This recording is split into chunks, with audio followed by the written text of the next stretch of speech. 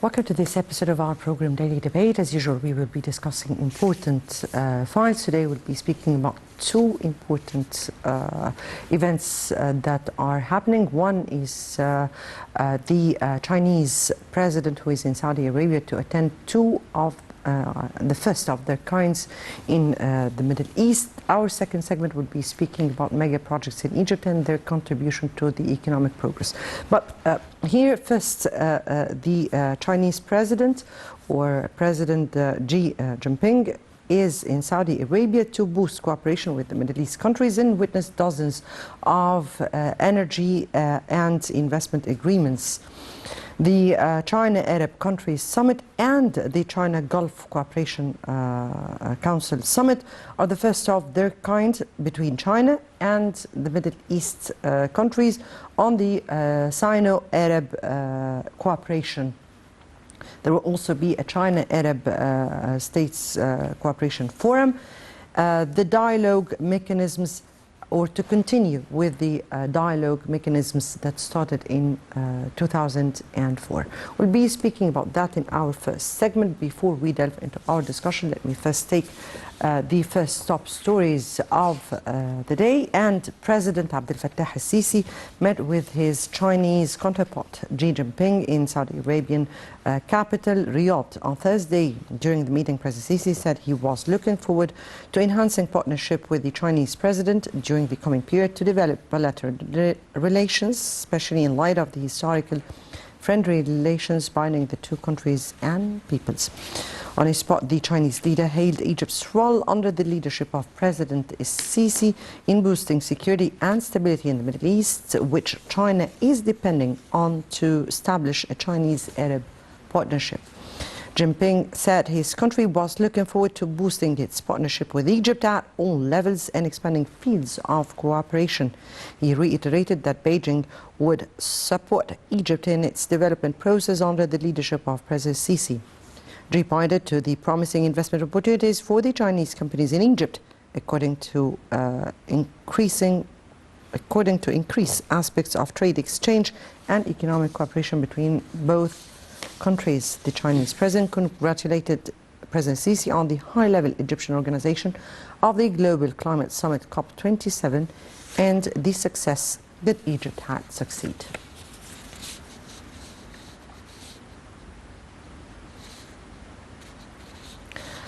Right, and on the next top story of the day, and also in Riyadh, President Sisi met with Iraqi Prime Minister Mohamed Sudani.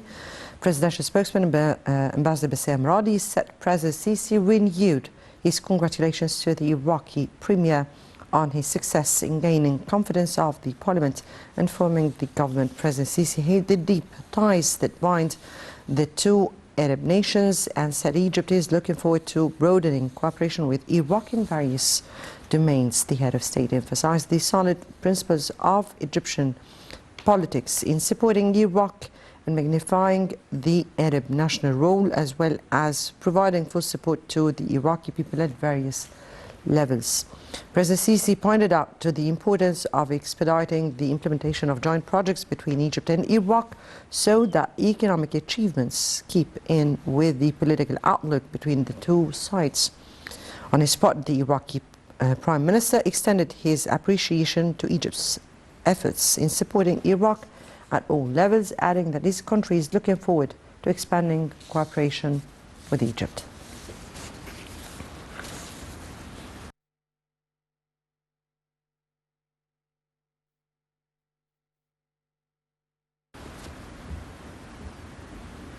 Right, welcome back. And to highlight the importance of this summit, or rather the summits that are taking place in Riyadh, we have with us over the phone His Excellency Ambassador Gamal Bayoumi, former Assistant Foreign Minister. Good evening to you, Your Excellency. Good evening. How are you? Fine, thank you so much. We're speaking about two important summits that are taking place in Riyadh until the 10th of this month. We're speaking about the Sino-Arab Summit and the Gulf States Sino summits. And those are two first of their own with the Middle East at large. How significant are those two summits, particularly in light of the developments that are taking place worldwide? This is one more step in order to stress our relations with China, because this is not the first Chinese-Arab meeting. We are usually meet China in Cairo and in Peking. I attended many of those conferences at the level of the top government people. But now this is the first time it takes place at the level of the president and the kings of the region. So it's important. This means that we are making a point that our relations with China is becoming more and more important. As Egyptian, I appreciate very much our relations with China. It proves that we have very wise foreign policy, because we were the first country in the whole world of the third world who appreciate the revolution of Mao Zedong and this period when the Chinese Republic was established, and we were punished for that by the tripartite aggression by France, England, and Israel. Since then, we appreciate our relations with China. We have long history of cooperation, and some people were blaming us to have such a strong relations with China, namely United States. Now, United States and China are the largest partners in the whole world foreign trade, and China is the largest country who is keeping most of the dollar reserves. It has much more than can anybody imagine. So, although they are at the front competing everywhere, but they are partners in trade and development. And here we appreciate very much that China became one of our largest partners in foreign trade. Now we are establishing new dimensions of our relations in Suez Canal, in transport, in the free industrial areas, and so on. And here, of course, you remember that the Chinese president was visiting Egypt lately. So we are continuing those sorts of consultation and negotiation with China on the bilateral level, even Egypt and China, and on the regional level. This means Your Excellency, that the states of the Arab countries vis-a-vis China also.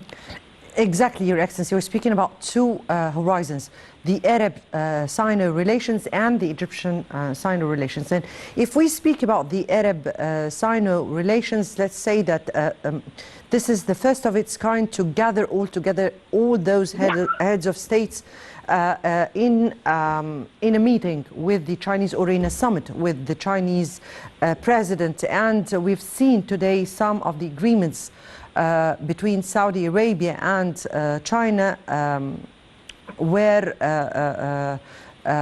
agreed and were signed. How do you view opportunities of cooperation between the Arab world or the Middle East and China? What does this signify for this upcoming future? This is another dimension where we talk mainly for investment and technical cooperation. Because both, whether China or the Gulf states of the Arab world, are wealthy countries. They invest out of their countries much more than they invest in their own countries. So I expect here that China will come and invest in our countries, and it has already put some initiatives in Egypt and the Suez Canal zone. That the Arabia Saudi also will sign some agreements to finance projects in China. As Egypt and as the chairman of the African Union in 2019, we made an initiative to invest in Africa with the Egyptian experience and the Chinese finance, and they accepted this. Now we are trying to go to Africa together with China in order to establish new areas of investment and production.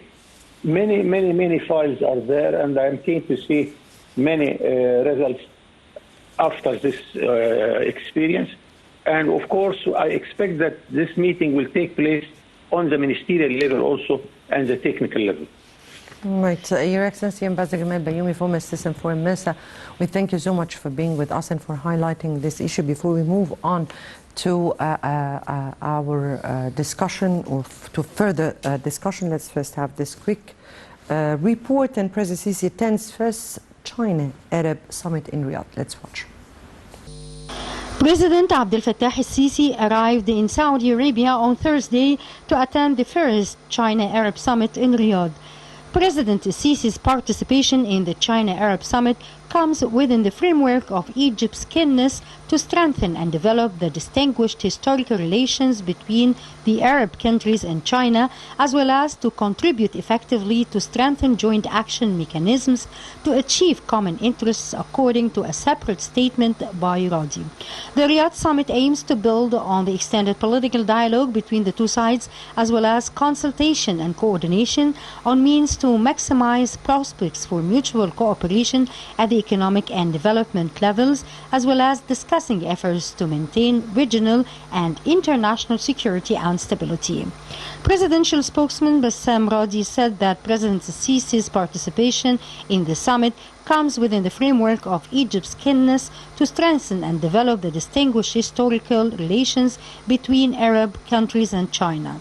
On the sidelines of the summit, President Sisi held a number of bilateral meetings with the leaders participating in order to discuss ways to strengthen bilateral ties, as well as discussing the latest developments on the regional and international arenas. The China-Arab Summit is held with the participation of Chinese President Xi Jinping, currently visiting Saudi Arabia for the first time since 2016, which is a turning point on the track of partnership between China and Arab countries. The summit lays down the cornerstone of economic and commercial integration between Beijing and the Arab countries in light of regional and international developments that affected the global commercial movement and economic growth. This strategic partnership provides an opportunity for both sides to benefit from the investment and trade potentials available, as well as facing the impact of international changes on their economies stopped by the energy crisis, the repercussions of the Russian-Ukrainian crisis, decrease of the global economic growth rates, and increasing calls for more protective measures in the field of trade in a number of West countries. The Asian countries also seeking to boost strategic partnership ties with the Gulf Cooperation Council member states, which include Saudi Arabia, the United Arab Emirates, Qatar, Bahrain, Oman, and Kuwait, via continuing negotiations between both sides to establish a free trade zone to support development and joint trade interests of Arab countries. The Arab countries aim, via its partnership with China, at varying the markets of its exports and attracting more Asian investments, especially the Chinese, in addition to benefiting from the advanced Chinese technology in the field of industry. Right, welcome back. Definitely, those important two summits that are taking place in Saudi Arabia are building on the momentum of the China-Arab States Cooperation Forum and the China Dialogue that was held in 2004. Definitely, the Belt and Road Initiative is taking also a big space of this summit to cover the domains of infrastructure, energy, trade, and many other opportunities that are existing.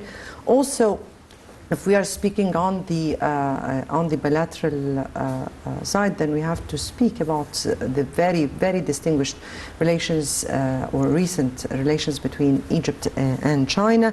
The Egyptian-Chinese ties has already witnessed noticeable growth in different domains, and there has been around 7 visits from President Sisi to China, and the Chinese president also came here to Egypt. This two summits that are taking place in Saudi Arabia will be big opportunity between the Middle East and China for the future partnership in this upcoming stage. We go next to our second segment of the day. In Egypt, mega projects blueprint for long-term growth. Egypt has already embarked on a number of mega projects that aim at enhancing the competitiveness of the economy, or rather create job opportunities and attract foreign and domestic investments.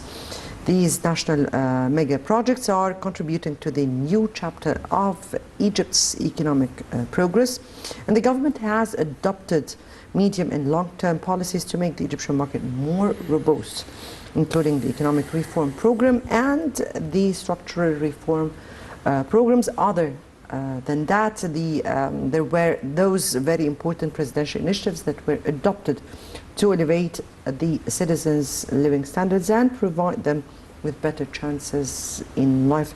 That is our topic for tonight's second segment. Then let me here welcome our guest, Dr. Mohamed Roshdy, lecturer at Cairo University and banking and economic expert. Thank you so much for being with us. Thank you. First of all, I would like to say good evening for you and our audience, and thank Daily Debate program team for this kind invitation. Thank you so much. Thank you. And if we start with the very recent, just yesterday,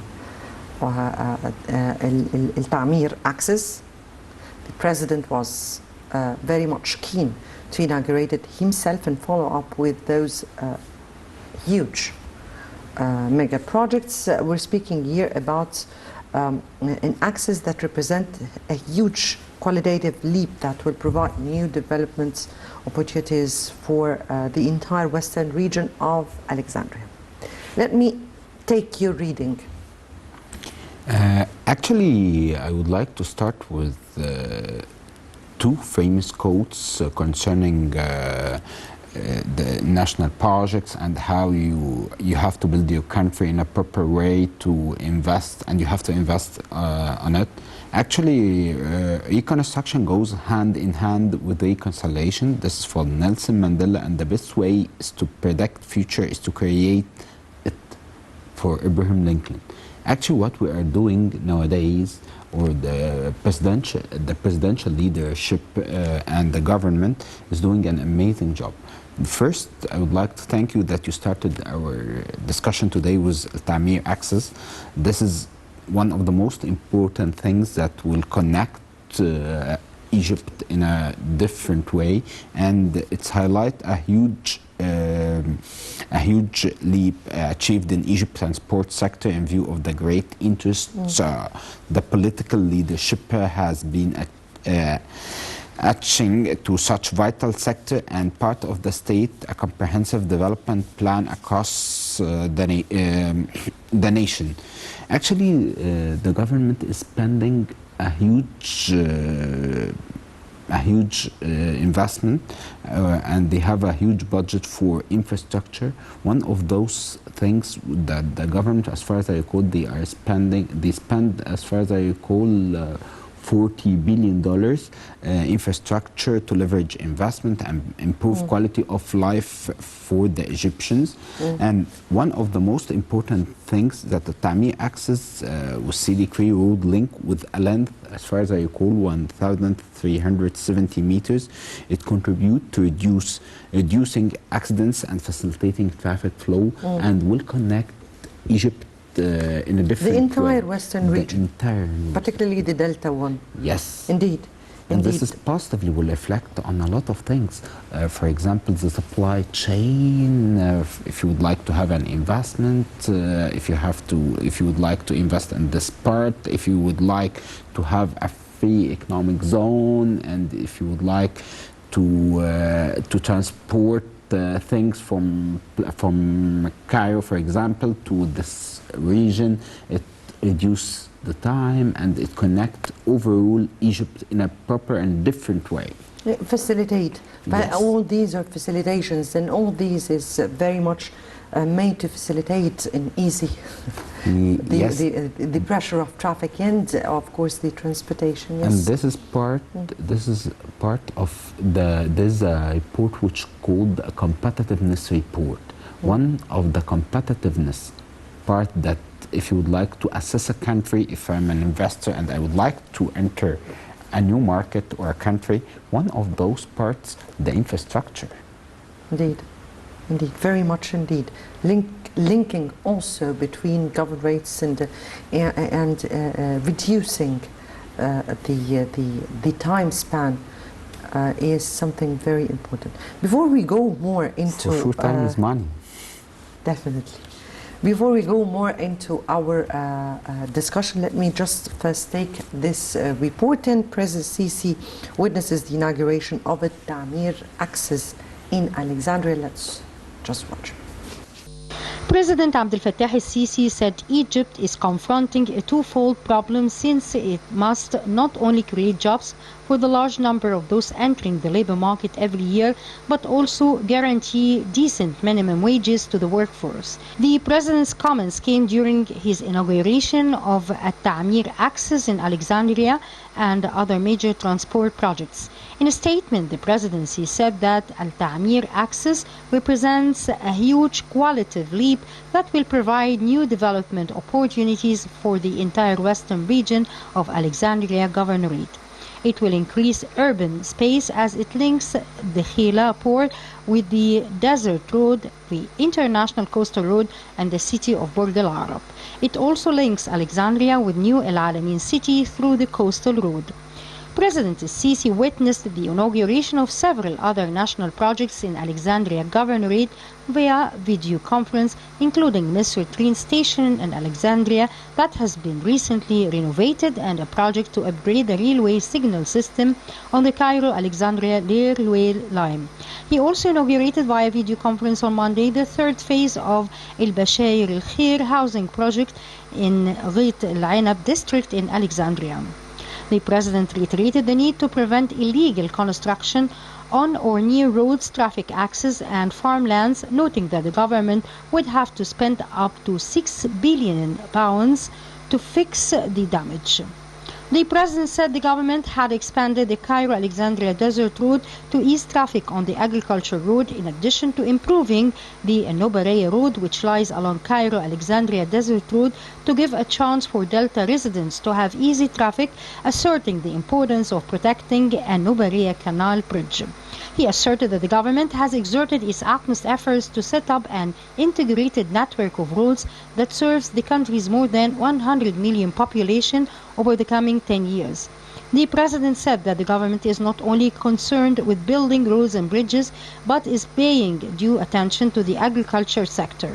He said the government has plans to plant 250,000 fiddans with wheat, noting that the goal is to increase the total area in Egypt cultivated with wheat to 400,000 fiddans this year and 1 million fiddans next year in the new Delta, Toshka and East El Awainat that would produce between 2.5 and 3 million tons of wheat. The head of state stressed that the government is working to improve all sectors, whether communications, education, health, industry, or agriculture, to meet the requirements of the growing population and acting to change the lives of citizens for the better, especially in unplanned areas. Right, welcome back, and back to you, Dr. Roshdy. And we were speaking about Tamir access, but that is not the only access that is made in Egypt. There are many, and a huge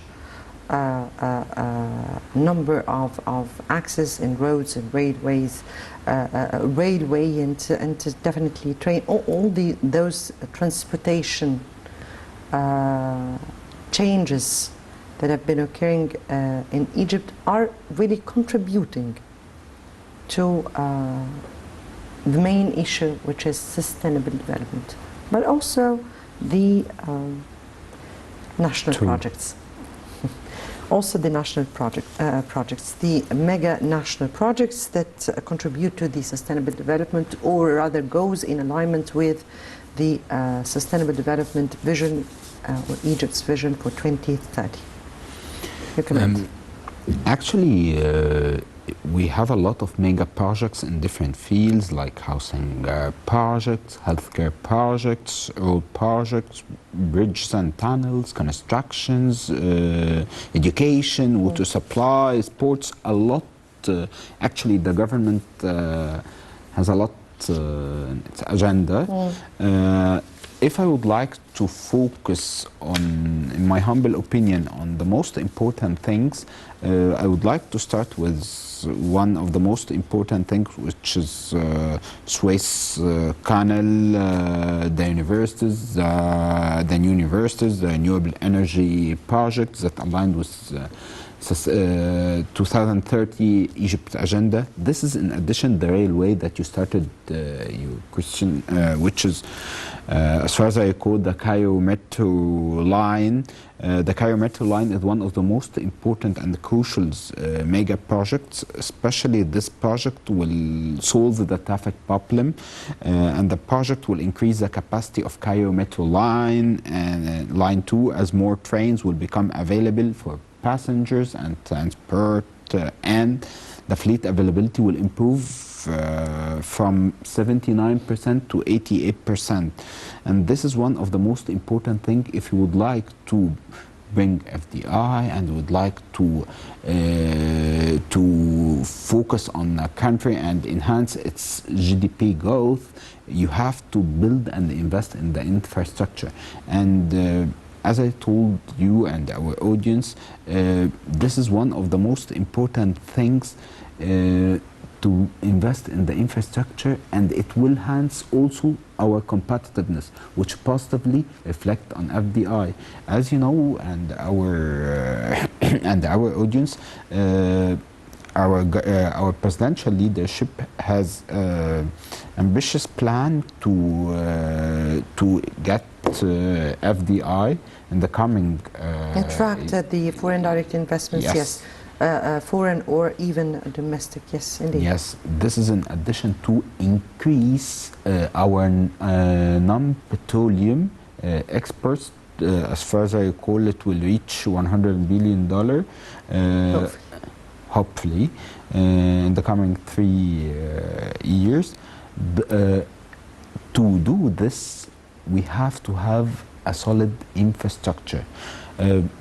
As far as I recall, it comes to top of my mind one of the famous quotes for one of the famous strategic planning scientists, which is Henry Mintzberg. It is easy to plan, but it is difficult to implement.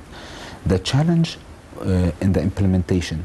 And let me tell you that one of my international friends told me what's going on in Egypt. Amazed, yes, amazing what is going on. He told me that President Sisi, he looks like that he has a magic stick, actually. We are working, and the government, we are working infrastructure project, education, health care, mining, renewable energy, a lot of mega projects. This is in addition to one of the most important national mega project, the electricity rate reinforcement project. The proceeds of the loan will be used we took a loan for that to finance part of EETC grid investment plan to help optimize power flows, reduce transmission losses, and connect new renewable energy plants and state-of-the-art generation units. And the project consists of 9 high-voltage substations in Minya, South Sinai, Sharqiya, Port Said, Asyut, Governance in Egypt.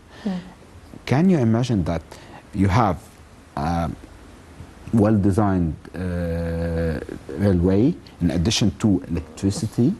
This is in addition to... Let's divide what you're speaking about into sections, because all these are all sectors. So first we're speaking about infrastructure, Meaning we're speaking about roads, bridges, access, integrating network, a big, huge network of roads to link all together. Then we're speaking about infrastructure on the other hand, meaning housing, because housing also are big mega projects that have been made, like new big cities, or new cities, the 3 and 4 generation cities that are being built. And we have seen also during the inauguration of this access in Alexandria, the second phase of Bashar al-Khair.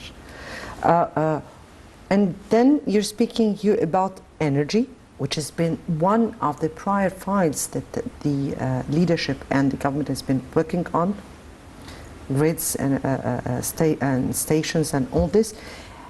Especially renewable energy. Indeed. We have a great vision in that. And that is a prior file at this very particular stage. Tell me, how do you view such gradual transformation?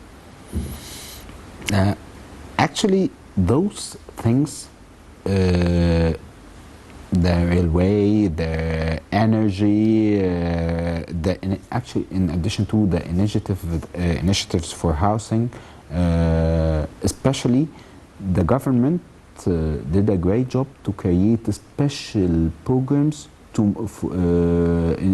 for mortgage to finance the housing. This is what we are calling it, like the integrated plan. All of them actually are serving each other in a proper way. If you would like, for that reason I told you it is easy to plan, but it is difficult to implement. Actually, nowadays we are implementing in an efficient and effective way our plans. Those things will be, if integrated in a proper way, it will reflect in bringing more FDI to our country, creating more jobs, okay, enhancing one of the most important things, which is Egyptian living style. Actually, if you integrated all those things, it will reflect positively in our GDP growth and structure, and will enhance our competitiveness. And in my humble opinion, Egypt will be in coming years like one of the most important business hub in the Middle East. If those yes, very much indeed, but particularly in certain areas, indeed. Two other things. If we speak about economy, then we have to speak about reforms that were made in order to be able to withstand crises in world developments. Second, presidential initiatives that helped citizens themselves to withstand the developments. And let me take your opinion. First, you're talking about the economic reform, correct me if I'm wrong. Okay. Actually, Egypt is doing an amazing job concerning the economic reform. As you know, and our audience, there's a global inflation wave, despite the fact before this global inflation wave and the Ukrainian and Russian war, in addition to 2 years of Corona. Yes, thank you so much. Despite those facts, we still have a solid economy. One of the most important things, I believe, this smart solution that Egypt implemented the inverted yield curve for interest rate to absorb the liquidity. And I would like to simply just to elaborate more about the inverted yield curve. A lot of countries nowadays, they are increasing interest rate for long term. For example, if you have like CD, certificate of deposit, if I told you you will take CD for 10 years, hypothetically the interest rate will be higher than short term. But nowadays the government is focusing on short term because we have a potential in our economy. For that reason, we are providing better interest rate to support the Egyptian nation. Definitely and will be enhance having the economy. Okay. Definitely will be having more and more decisions from the decision makers about lots of measures that should be taken at this upcoming stage. If we speak about presidential initiatives on the social level, and how did that help? When you are talking about the presidential initiative for social purpose, actually it comes to top of my mind, Takaful and Karama initiative. This one, Haya Karima. Also, Haya Karima and Takaful and Karama. Actually, it's one of the most important things to improve the quality of life and the standards of living of the Egyptian citizen, and to support low-income people. This is one of the most important things, and this is aligned with 2030 vision. yes, I guess Takaful and Karama goes with supporting certain brackets of people with certain brackets. So those are helpful also for people with pensions and all this, Takaful and Karam. But Haya Karima, this overall Yes. initiative that is serving more than 60, or is now covering around 60 million people, more than half the number of population. How does those initiatives, plus definitely others, because there are many presidential initiatives, how do those go in parallel with measures that are being taken and in line with Egypt's 2030 vision? I believe those initiatives are quite, the decision to go for those initiatives is quite smart. Why? Because you are allocating the subsidy to the one who deserves it directly. Yes. And this is possibly will reflect on a lot of things to support them and to support the economy and let them producer, and will help, I'm quite sure they will help to enhance the economy in a proper way, because they will do a lot of projects like the initiatives for SMEs, small and medium enterprises, and I believe there's a new trend which the microfinance to let them producer. Indeed. So, part of the initiatives is to help out the entrepreneurs and startups. And part of it, indeed, my time is out and I have to end it here, unfortunately. So, Dr. Mohamed Roshdy, lecturer at Cairo University in banking and economic expert, thank you so much for being with us tonight. Thank you so much for you and our audience, and have a nice and good evening. My pleasure.